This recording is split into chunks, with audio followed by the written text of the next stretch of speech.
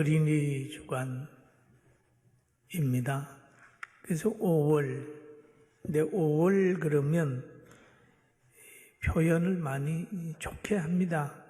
계절의 여왕이다. 꽃의 향연이 있고 새싹들의 한우가 있다. 참 좋은 날이다. 여러분 좋은 계절 맞이했습니다. 그리고 또 이 좋은 계절이 되면은 변화가 많죠. 진달래 피고 그냥 벚꽃 피고 개나리 피고 목련 만세 부르고 하는 그런 좋은 달이 5월이다 그렇게 보는 거예요. 근데 4월 지나서 이제 5월 됐습니다. 그리고 또 어떤 사람이 어떤 길을 가려고 하면 목적지가 분명해야 됩니다. 그래야 갈등하지 않고 가고 빨리 가고 지름길로 생각할 수 있는 거예요. 그런 것처럼 우리가 어린이날을 맞이하면 아이들을 어떻게 키울까 하는 생각을 하죠. 그러면서 어떻게 키워야 되겠다라고 하는 부모님에게 기준이 있으면 그렇게 크도록 잘 도와줄 수가 있는 겁니다. 그런데 잘 키운 모델이 좀 필요하지 않겠어요? 모델.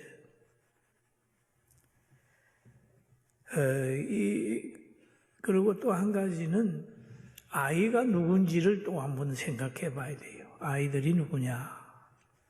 그 아이는 성경에 아이는 자녀들은 여호와의 주신 기업이요 태의 열매는 그의 상급이로다. 이게 전적으로 하나님의 은혜 속에서 자녀를 얻었구나 그런 생각을 하죠. 그래서 우리는 이 자녀를 잘 키우기 위해서 어떤 유치원을 보낼까, 어린이집을 보낼까, 어떤 학교를 보낼까, 무엇을 먹이고 무엇을 입힐까, 무엇을 가르칠까 그런 고민을 많이 합니다. 그러나 그 고민을 하기 전에 먼저 하나님이 주신 자녀인데 하나님 어떻게 키우면 되겠습니까? 라고 물어보면 성경에 다 기록이 되어 있어요. 또 잘 키운 자녀를 잘 키운 모델도 가정에 성경에 나타나 있습니다. 그리고 하나님이 주신 기업이라면 하나님의 뜻대로 경영을 해야 행복해지고 거룩해집니다. 그리고 아름다운 미래가 생겨나요. 그리고 하나님이 아이들을 많이 사랑하셨고 예수님도 아이들을 많이 사랑하셨어요. 예수님이 공생의 기간 동안에 이곳저곳에 가서 복음을 전하실 때에 어떤 사람이 아이들을 데리고 예수님께 나왔습니다. 성경에 보면 마가복음 10장 13절에 기록되어 있는 것인데 사람들이 예수께서 만져주심을 바라고 어린 아이들을 데리고 오매 제자들이 우지건을 그런 말이 있어요.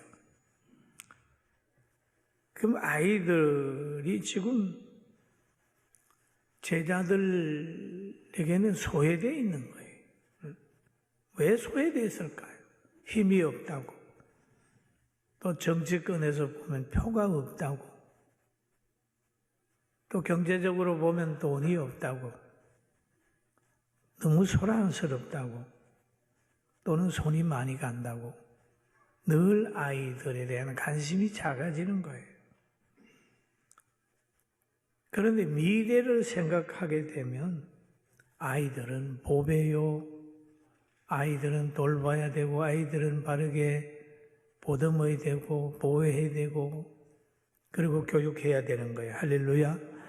예수님은 제자들 생각하고 달랐어요. 제자들은 아이들이 예수님께 나오는 것을 꾸짖었는데 예수님은 꾸짖지 않았어요. 오히려 꾸짖는 제자들을 향하여 노했습니다. 마가복음 10장 14절에 보니까 예수께서 보시고 뭘 보셨느냐? 제자들이 아이들을 꾸짖는 모습, 아이를 데리고 온 사람을 꾸짖는 모습을 보셨단 말이에요. 보시고 노하시 이르시되 어린 아이들이 내게 오는 것을 용납하고 금하지 말라. 하나님의 나라가 이런 자의 것이니라 라고 말씀하셨습니다. 그럼 하나님의 나라의 속성을 아이들이 가지고 있다는 거예요. 그 아이들의 순수함과 솔직함과 전적으로 의지하는 그런 순수함이 그 아이들 속에 있는 겁니다. 아이와 같이 순수한 사람을 하나님이 사랑한다는 거죠. 하나님의 나라의 모습을 가지고 있는 거예요, 아이들이요. 그러면서 주님은 말씀하기를 마가복음 10장 15절에 내가 진실로 너희에게 이르노니 누구든지 하나님의 나라를 이런 아이와 같이 받들지 않는 자는 결단코 그곳에 들어가지 못하리라 하시고 그 어린 아이들을 안고 그를 위하여 안수하시고 축복하시니라. 할렐루야. 안수하시고 축복하시니라.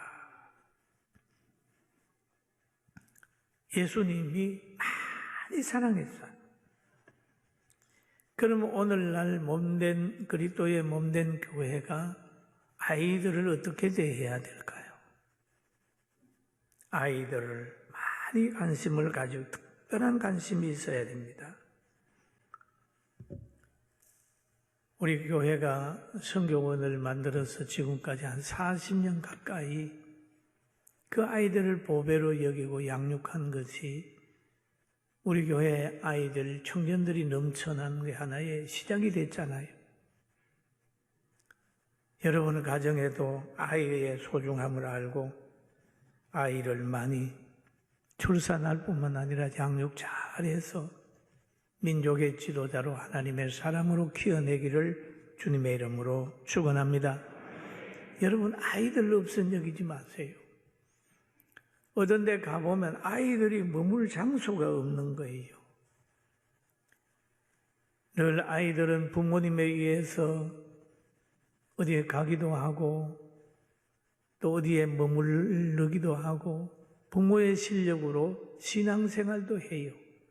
부모님이 교회 데려오면 교회 오고 부모님이 못 오면 교회 못 오고 그러는 거예요. 그러나 나중에 가서는 그 아이의 실력으로 여러분이 신앙생활을 하게 될 겁니다. 지금은 여러분이 아이들을 끌고 또 지도해서 다니지만 노년에 가게 되면은 그 성장했던 그 아이의 자녀의 실력으로 신앙생활을 하게 됩니다. 지금 힘없다고 신앙 관심 가지지 않게 그냥 함부로 키우면 나중에 그가 커서 신앙생활 적당히 하면서 어머니, 아버지 연세 많아지셨으니까 교회 가지 말고 그냥 집에서 애나 보세요. 그러면 어떻게 하겠어요? 그러니까 우리는 아이를 보면서 지금만 보지 말고 미래까지 볼 수 있는 지혜가 있기를 주님의 이름으로 축원합니다. 중요합니다. 자녀들 중요합니다. 그리고 성경에 보면은 예수님의 성장이 있어요. 예수님의 성장을 보면 예수는 지혜와 키가 자라며 하나님과 사람에게 더욱 사랑스러워 가셨다. 그래요. 키가 자란 것은 육체적인 성장이요 지혜가 자라는 것은 정신적인 것과 인성과 신앙의 성장입니다. 그럼 예수 그리스도는 완전한 사람이었어요. 신성과 인성을 겸비하고 하나님 보시기와 사람 보시기에 조금도 부족함이 없는 예수님이었다. 그렇게 볼 수가 있는 겁니다. 사랑하는 성도 여러분, 예수님은 완전한 분이세요. 할렐루야. 그래서 예수님은 늘 하나님 앞에도 사랑받고 사람에게도 사랑받았어요. 성경에 보면 여호와를 경외하는 것이 지혜의 근본이며 지식의 근본이라고 하는 말씀이 있습니다. 아주 잘 자란 사람들 보면은 신앙생활 잘하는 사람은 근본이 있는 사람이. 하나님을 만나보면요, 여러분이 보이는 거예요. 하나님이 없으면은 자기가 어떤 사람인 걸 몰라요. 자기 뿌리를 모르게 되는 겁니다. 하나님을 만나고 보게 되면, 나는 하나님의 형상이다. 나는 하나님이 창조한 고귀한 인물이다라고 하는 게 생각이 되지만, 하나님 없으면 나는 그냥 작은 것부터 시작해서 원숭이를 거쳐서 내가 사람 됐으니까 나는 짐승에 불과해. 그렇게 돼버리면 자존감이 없는 거예요. 여러분, 하나님을 만나고 자기 보고 소망 가운데 즐거움하며 살기를 주의 이름으로 축원합니다. 아멘. 그래서 하나님이 예수님을 보고 표현하시기를 마태복음 3장 17절에 이렇게 고백하고 있습니다. 예수님이 세례받고 올라올 때에 하늘로부터 소리가 있어 말씀하시되 이는 내 사랑하는 아들이요 내 기뻐하는 자라 하시니라. 기뻐하는 자라. 예수님은 어떤 분이십니까? 하나님 앞에는 사랑받는 아들일 뿐만 아니라 하나님이 기뻐하는 그런 예수님이었어요. 온전히 순종하는 사람이었습니다. 그리고 예수님이 사람과의 관계도 보면은 부모님과의 관계, 어머니와의 관계는 효도하는 아들이었습니다. 십자가를 지면서 죽어가면서도 십자가 밑에 있는 어머니를 바라봅니다. 여자의 아들입니다. 그리고 옆에 있는 사랑하는 제자 요한에게 내 어머니라고 얘기를 하지 않습니까? 아무리 힘들고 어려워도 자기를 낳아준 부모에 대한 관심 예수님은 가졌습니다. 효도하는 아들이었어요. 그리고 제자들과의 관계를 보면 끝까지 사랑했습니다. 끝까지. 부활하신 다음에도 제자들을 찾아가서 빈배로 돌아갈 수밖에 없는 그들에게 만선의 기쁨을 안겨주고 끝까지 사랑했어요. 영원히 사랑했습니다. 하나님과의 관계와 부모와의 관계와 제자들과의 관계와 관계를 잘한 사람이 예수님이세요. 심지어는 살인자가 자신에게 와서 자기에게 도움을 요청할 때 오늘 너는 나와 함께 낙원에 있으리라. 이 마음입니다. 사랑하는 성도 여러분, 우리도 미움보다는 기도하면서 모든 사람을 사랑하되 끝까지 사랑하는 넉넉한 마음 가지게 되기를 주님의 이름으로 축원합니다. 참 예수님은 그런 분이었어요. 초대교회 서문학교회 담임했던 이 폴리갑이라는 분도 총독 가이사가를 주라고 하는 사람들이 막 챙겨놨어요. 그러니까 이 사람도 주는 그리스도시다. 신앙 양보 안 했어요. 순교를 하면서도 변치 않았습니다. 우리는 어떻든지 믿음 잘 지키고 하나님의 살아계심을 체험할 정도의 능력을 가지기를 주의 이름으로 축원합니다. 아멘. 여러분, 우리가 좋은 부모는 자녀에게 좋은 영향을 끼치고 잘못된 부모는 자녀에게 잘못된 영향을 주게 되는 거예요. 또 잘못된 나라는 그 믿음의 사람들에게 고통을 가다 줍니다. 바벨론의 포로로 잡혀갔던 다니엘이 의지할 곳이 없잖아요. 그래서 늘 다니엘은 하나님만 의지했어요. 하나님만 하지. 그러니까 하나님께서 그를 총리로 만들어놨어요. 참 높여놨어요. 높아진 상황에서도 늘 그는 기도했어요. 기도했어요. 여러분, 잘 되도록 기도했다면 잘 된 후에도 계속 기도해야 정상입니다. 할렐루야.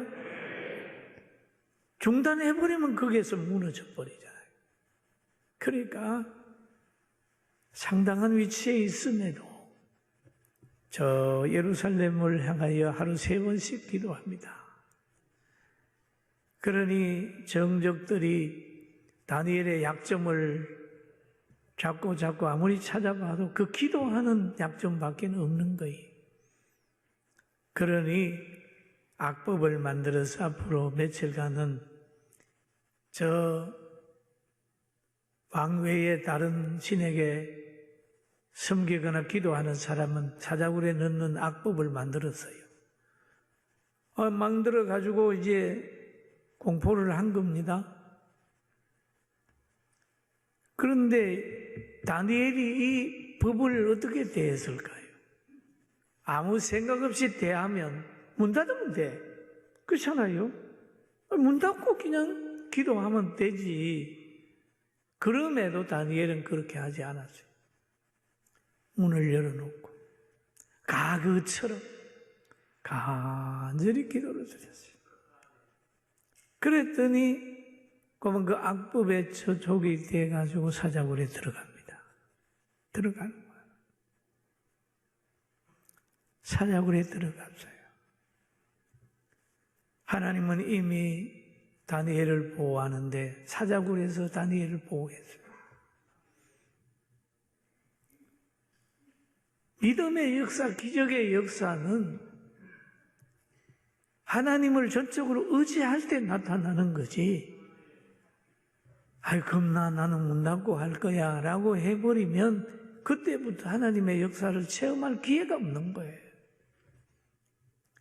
하나님의 보호를 다니엘이 거기서 체험하고 나옵니다.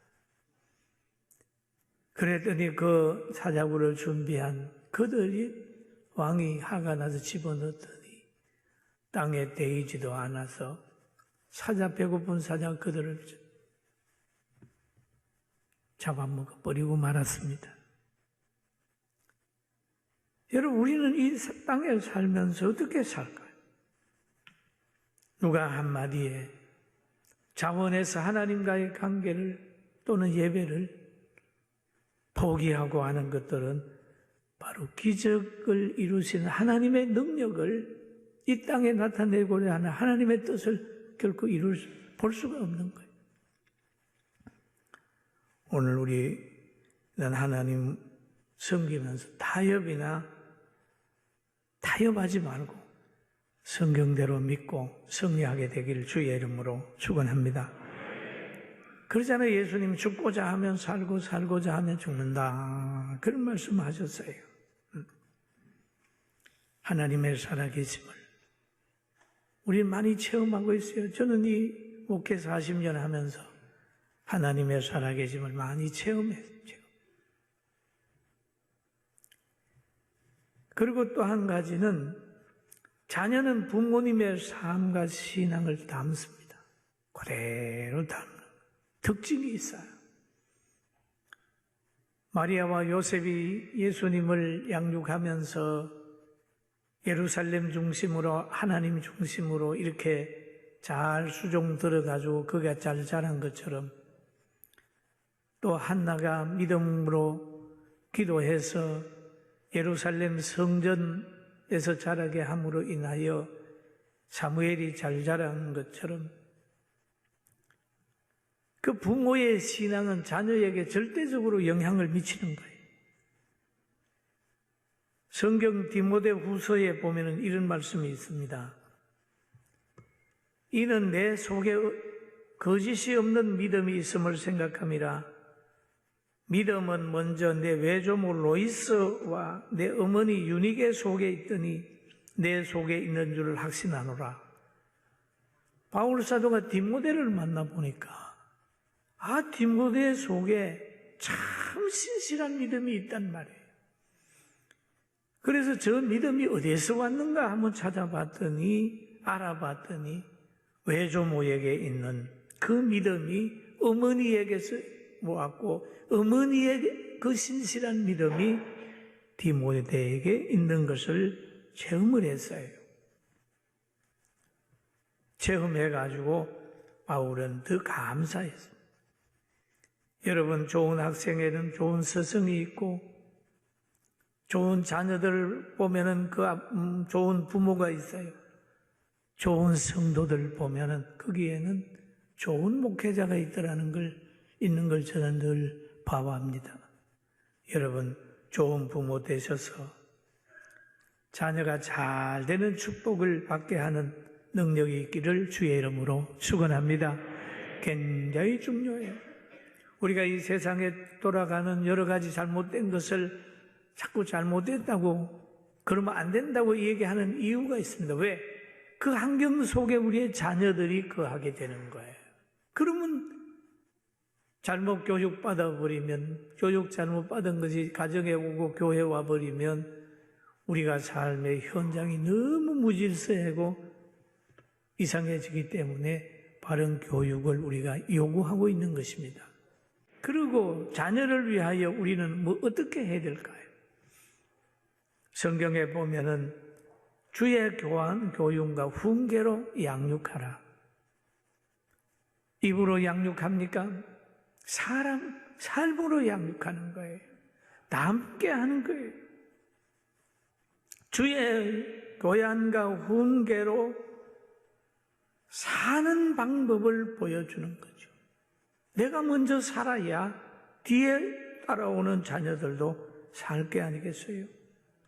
날마다 자기를 살피는 축복이 있기를 주님의 이름으로 축원합니다. 저희 교회는 성교원을 통해서 삶을 보여주고 아이들에게 제일 좋은 것을 먹이고 늘 성경 얘기를 해주고 방과후를 통해서 복지학교를 통해서 어떠든지 하나님의 살아계심을 많은 아이들에게 보여주라 그랬는데, 오늘을 기점으로 해서 우리는 더 열심히 아이들을 사랑하고 아이들을 돌보고 아이들이 많이 출산되길 위해서 기도하게 될 겁니다. 할렐루야. 아멘. 아이들이지. 바른 삶의 기준이 필요한 거예요. 기준이 필요해요. 얘는 주일학교는 과거에 보면 봉사자다. 아닙니다. 봉사자도 봉사자지만 이제는 주일학교 선생님들은 철저하게 신앙생활을 하고 사랑의 사람으로 그렇게 서가는 그분들이 이제는 돼야 되겠다. 그런 생각을 하고, 사랑하는 성도 여러분, 힘들고 어렵고 손이 많이 간다고 자녀를 등한히 하지 말고 자녀 잘 키우는 여러분과 제가 됩시다. 아멘. 아멘. 아멘. 잘못하면 개판됩니다.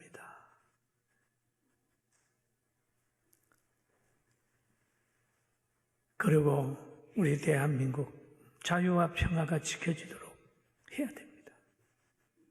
그리고 우리는 또 한 번 기도할 것입니다. 전쟁을 막아달라고 기도했던 우리, 이제는 대한민국이 점점 바로 서가고 100년 후에 우리 아이들이 열심히 일하며 행복하게 살 수 있는 그런 환경을 만들어주기 위해서 살아생전, 피 한 방울까지 살아전까지 사과나무를 심는 심령으로 우리가 살 때 보람 있는 삶이 되고, 또 여러분과 저는 천국을 가는 사람이니까 그 나라에서 누리게 될 줄로 믿습니다. 할렐루야.